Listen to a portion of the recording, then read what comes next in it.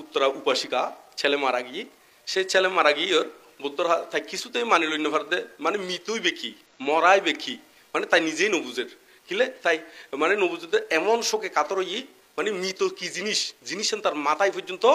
নদরের তো শেষ অবধি বুদ্ধর হাসে গিয়ে তো বুদ্ধর হাসে গিয়ে বুদ্ধ তো কি হইয়ে কম বেশি আর মনে হয় উত্তরার উপাসিকার কাহিনী ব্যাকুনে জানন ওই এমন কোনো হয়তো গড় আছে না ইতার মানে কেয়ার মধ্যে মারানো যায় এরকম ফ্যামিলি আছে কিনা কোনো ফ্যামিলির সদস্য মারানো যায় এরকম যদি ফ্যামিলি থাকে তার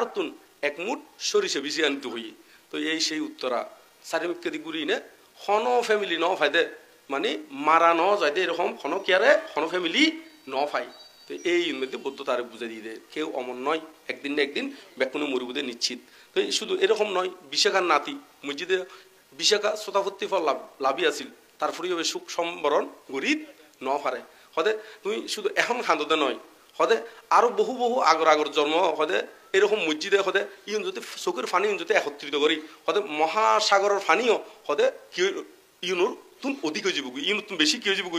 অধিক হয়ে যাবো তো এরকম বুদ্ধ ত্রিপিটকের মধ্যে অ্যাভেলেবেল উদাহরণ দিয়ে দেয় আছে আরো এমন একখান ঘটনা যে ঘটনা গান আমরা কেউ জানি কেউ না জানি যিবা রাজা প্রসেনজিৎর ছেলে হলো দে বীররূপ সেই বীররূপর সেনাপতির নাম হলো দে বন্দুল সেনাপতি বন্দুল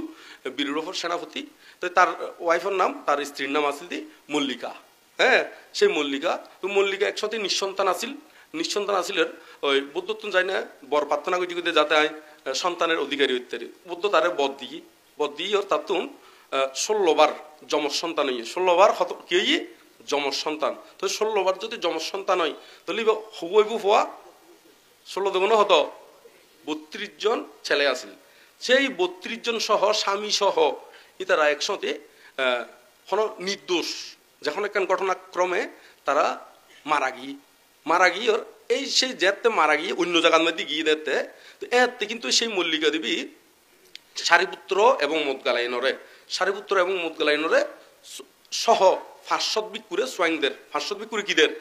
সোয়াইংদের তো সোয়াইংদের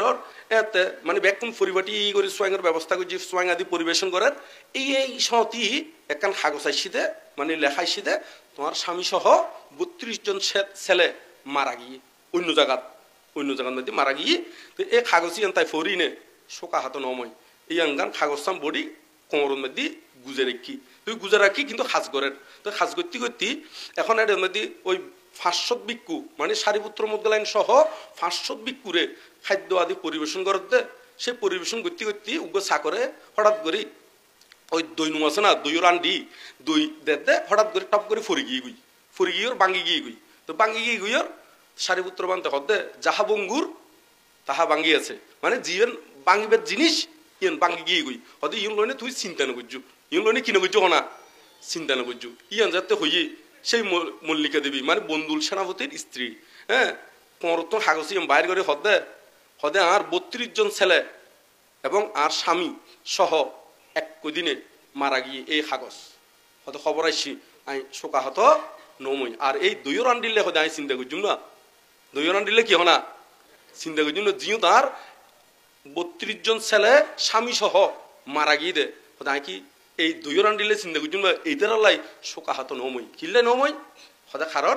আর ভিতরে সেই জ্ঞান না আছিল খন জ্ঞান হদে ব্যাকুন একদিন আরাম উজ্জুম কেউ আগে কেউ কি ফিসে এই জ্ঞান নান হদে আসিলেই তুইয়াং হইয়র সারিপুত্র বান্ধে বাহবা দিনে তারে কি উপদেশ দিয়ে